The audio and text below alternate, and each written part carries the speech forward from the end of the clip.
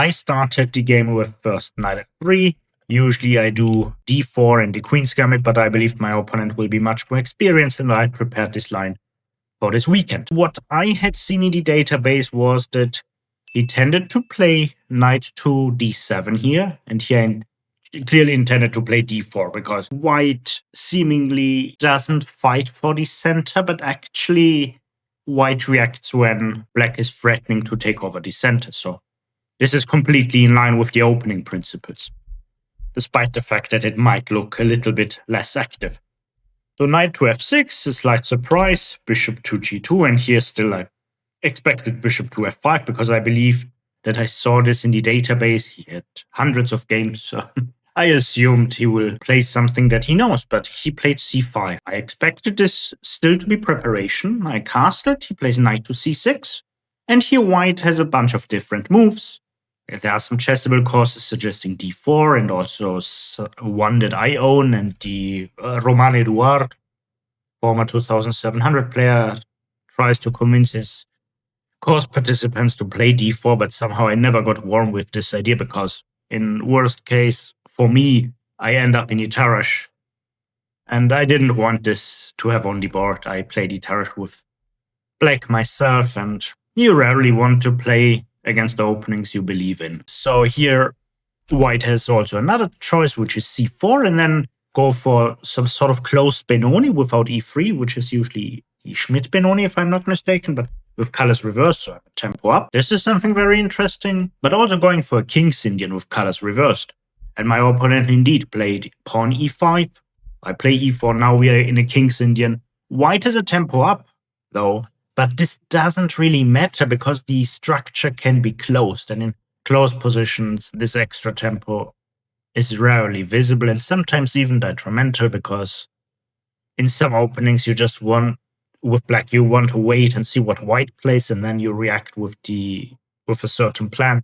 In this case, it's not possible because white is the side who is playing the move first. So my opponent played d4. I believe this is the best move, and now white has a wide choice of moves. Knight to d2. And now I believe the most popular move, a4, but I'm not 100% sure. I think a4 is the most popular.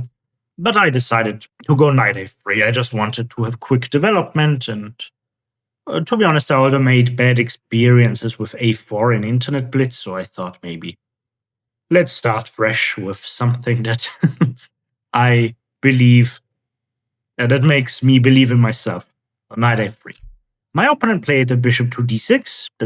This doesn't really come as a surprise. This is very often the favorite line of the engine.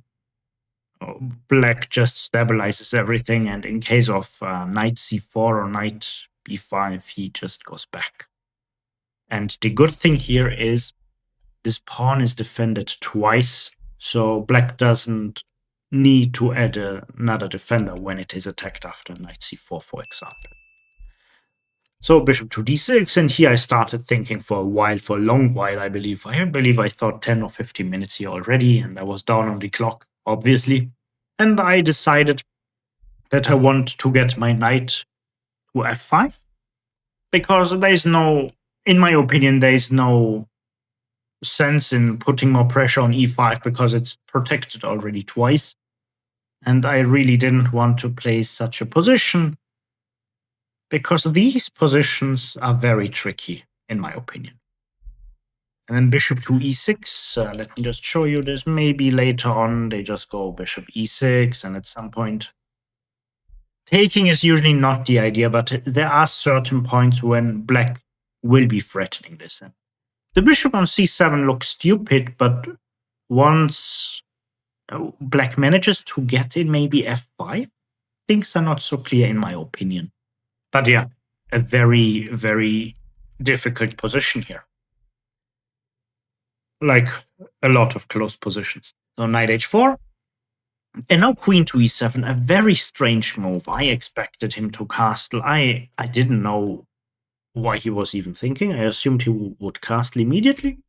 But he played this rather quick queen e7. This doesn't make any sense, in my opinion, during the game because it covers the e5 pawn. Okay, but it also puts queen and bishop on very bad squares, because now knight f5 is attacking both. And here I expected that the plan of my opponent was bishop takes f5, and he was playing so self-confident that I assumed he is still in his preparation. I thought this is what we are going to see.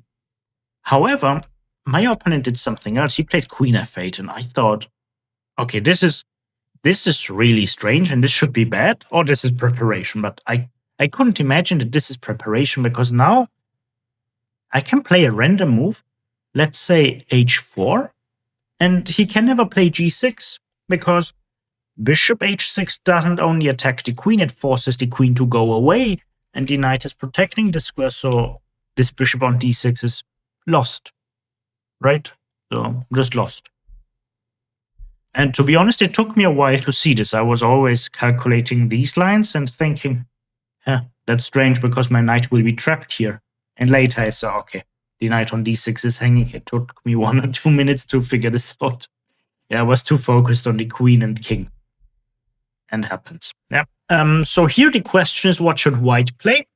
Despite the fact that I played the best move here, I am not proud what I thought during these moments, because I tried to come up with a good plan. And a good plan is always based on the evaluation, on a concrete evaluation of the position. So let's evaluate. Our material is completely equal. There are no threats. Bishop takes f5 is always in the air. But once this is played, let's make a random move. So bishop takes f5. Now this bishop becomes a monster. So obviously white must be much better here. This bishop is just too strong. Black doesn't have an active minor piece. White has a bishop on g2 that is almost certainly stronger than the rooks in this position. So yeah, not very pleasant for black. And here I was thinking, so if all these things are working together, the knight is basically untouchable from a positional point of view. And the reason why it's untouchable is black is destroying white's pawn structure. To some extent, the f5 pawn doesn't look too strong. However, it provides you with some additional options. For example, bishop g5 becomes very interesting now, because after h6, bishop h4, g5 isn't really playable because of en passant. And apart from that, the bishop becomes free. It gets free. The bishop on g2 becomes very strong. And as the saying goes, pawns are there to serve your pieces. Your pieces are not there to serve your pawns. Unless you have a passed pawn, but this is sort of an exception, I believe. Or hanging pawns also. Yeah.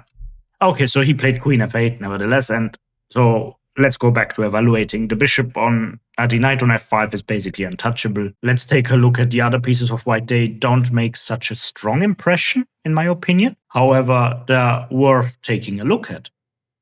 Because the bishop on g2 is not so good, the knight on a3 is not so good, and the bishop on d2 is also not so good. So the question is, what do we play? One thing that we should take into account is the king safety, obviously. So white's king, absolutely safe. No question that it's basically untouchable. How is black going to attack? h5, h4?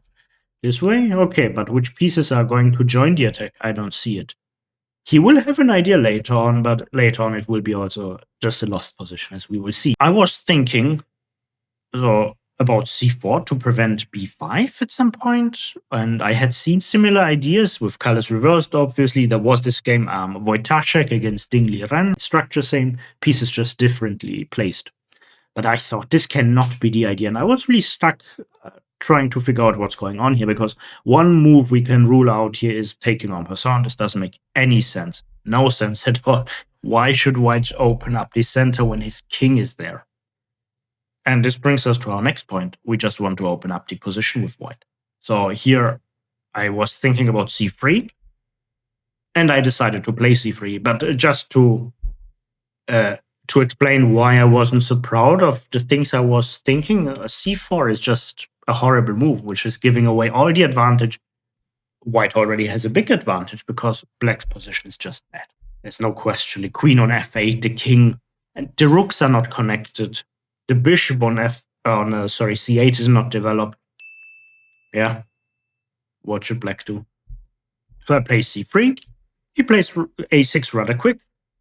And now the question is, how does white continue? And I thought, okay, I maybe have knight c4, but I always run into b5. Another question you might be interested in, which I didn't ask myself for some time, is b5 a good move?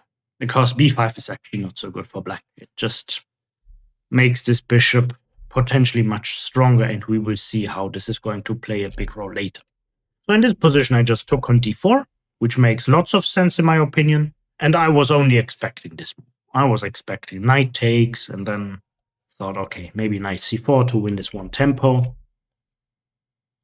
Yeah, move normal position, I believed. And interestingly, black doesn't have too much control over b4, so a move that might come in or caught my attention was a4 here. But yeah, I thought I'm just better here. Very important, taking here is never good. It doesn't matter how you take, because it just makes this bishop strong. And also the checks here will be very unpleasant. On c6. So let's go back. So c takes d4 was played, and I believe this is a very bad move. This is opening up the c file, and it's me who are going to place his rook there actively. I don't have pieces on the c file. He has a knight there. So I played bishop to d2. I was thinking about knight c4, and it's an interesting move. It's attacking the bishop, but I thought the bishop moves back, and now if I play a4, he just plays a5. He shuts down the queen side, and once the queen side is rather close, the question is, how do I advance here? Not very pleasant. At least I didn't believe that I have many ideas here. So let's put it this way. So I played bishop to d2 and instantly regretted it, because I thought, okay, what if he just takes here once? Obviously, taking twice is not possible. It looks like it's winning a pawn. If you think half a move ahead, you see, no, it's not winning a pawn. And then, even worse, you're running into these discovery attacks. So this king doesn't look too good. The rook is completely out of the game, and white is obviously winning here. So this is just not working. So bishop to d2 was played, and he played b5, and I knew what I'm supposed to play, but I'm not sure. I wasn't sure what I want to play, because a move I loved to play here is queen to b3, and one of the reasons why I played c3, also not c4, but c3, so the center is open and the queen is strong. Some pressure here, but we always run into bishop e6. Rook to c1 makes much more sense. It hits just the knight, and this is something I had mentioned earlier. So b5 is not strong because it also weakens the knight. So bishop to d7 is good. Now comes the moment when I need to make a decision. And the decision I know I cannot run away from is, do I play f4 or not? I'm a very risk-averse player, in my opinion, so I was really reluctant to play this move. But then if you play the King's Indian, you must play this move, in my opinion. I have played the King's Indian a lot. Even if you end up in a worse position, it just creates so many chances. So very often f5 is the move to go. I looked into other things like queen b3, but bishop e6 again. Not so sure what this is. Though white would get a lot of compensation here, yeah. Bishop e6, takes, check. But it's very difficult. It's very, very difficult to assess these things. There's always bishop to c4, disrupting the coordination of both rooks. My rook is not defended now, so I didn't know what the evaluation here is, to be honest. Maybe it's good, maybe it's not. I don't want to risk anything. Why should I? I don't need to.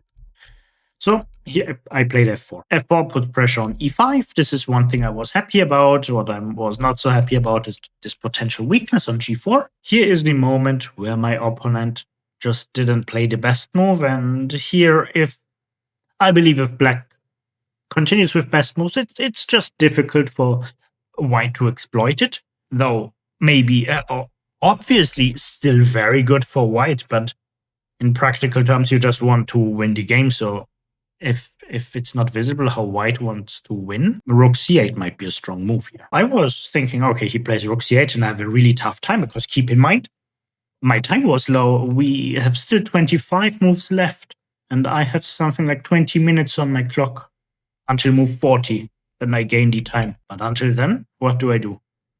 Play fast? Well, then I risk overlooking something. Anyway, he played h5, not the strongest move. And here, queen b3, I believe, is very strong. And this is because here, after the game, I checked this. I wasn't sure if it is working, but actually, queen b3 is by far the strongest move because bishop c6. And again, the engine is showing some weird lines here with check. And to be honest, I didn't understand it. So I didn't look too deep into it. Maybe the idea is to take with this knight. Maybe we have something if the king takes here. I don't know. Maybe, yeah. Okay, now I figured it out. It's bishop b4 check. And actually, we get the queen and yeah, here. If I didn't overlook anything, this should be just very good for us because white is a pawn up. White is more active. White, I believe we can say, is winning here. Also, this pawn does make the strongest performance. An exchange for maybe 2 pawns. Yeah, maybe this is the reason. But to be honest, don't rely on the thing I just said. Everything else I'm sure about, I tell you in this video, but here, no. I don't know, to be honest. I didn't bother to look into it now. I just wanted to have a fresh analysis without too much engine interruption. So here, one thing I focused on, or tried to focus on, was this weakness on e5. And I was thinking here, what am I supposed to play? Because it's obvious. There's a weakness on e5, there's a weakness on f7, and there's a weakness along this file here. And additionally, I thought there's also some issues with bishop b4. This bishop b4 might be strong. And last, and maybe least, bishop h3. This was a move I was constantly checking during the game, but somehow I couldn't make it work. I wasn't sure if it will be good at all in these moments. Later on, maybe. Now, not so sure. Black has all these issues. So I looked into it and thought, okay, if I take immediately, not so sure what's happening here. I don't know. Probably also good. My idea is always to have this pawn push. It would attack a rook on a8 and fork in the center, win material. Obviously, I want to play this. So I decided to take on c6. The idea is very simple. I want to increase the pressure against e5. Bishop takes, queen to b3. And here, to be honest, I believe I didn't choose the best move order. I should have taken here first, and then this move, and now we are threatening a lot. We are really, I believe this is already too much. Bishop b4 is a threat, then what is black supposed to play? Because once bishop b4 comes, there's no bishop d6, because it's covered twice by white, by us. So this is not working. I played queen b3 though, and he played rook c8. I believe almost without thinking. He had enough time. He took some time, but he had much more time to think about. So, and here I was very happy because obviously this is losing by force. We just take on e5, bishop b4, and now knight e7. This doesn't need a lot of thinking. I want to mention though that I checked knight e7 multiple times because I wasn't sure if this move is even playable. It just looks so weird, but yeah, it's playable. Queen h7. I just wanted to make sure I don't lose anything. So queen h7, and I take on c8. So actually now I'm a minor piece up, not an exchange down. I sacrificed rook for knight. Got a rook. I'm up a knight. And now h4, the move we mentioned, or I mentioned earlier, we discussed earlier, trying to attack here. Yeah, to be honest, I wasn't in the mood of calculating too deep and precise. I just thought I found a nice solution. I don't have much time on my clock. I just want to get this game through and win it. So knight to d6 check. The idea is it must be taken. A threatening check here and then checkmate on a5. Bishop a5 would already be a checkmate, so he must take the knight.